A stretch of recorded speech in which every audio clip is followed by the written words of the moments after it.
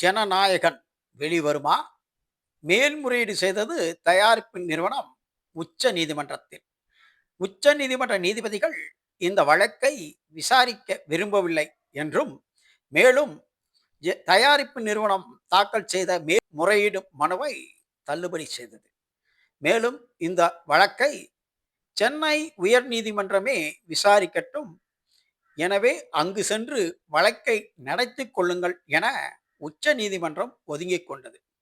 எனவே உச்ச நீதிமன்றம் ஜனநாயகன் பட விவகாரமாக இந்த வழக்கை விசாரிக்க விரும்பவில்லை என தெரிவித்த நிலையில், தற்பொழுது மீண்டும் வழக்கு சென்னை உயர்நீதிமன்றத்திற்கே வந்துள்ளது.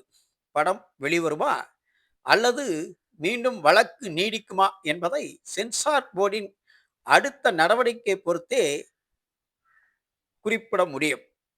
எனவே ஜனநாயகன் பொங்கலுக்கு வெளிவரமா வராதா என்ற கேள்விக்குறி பெரிய ஆச்சரியக்குறியாக மாறியுள்ளது குறிப்பிடத்தக்கது.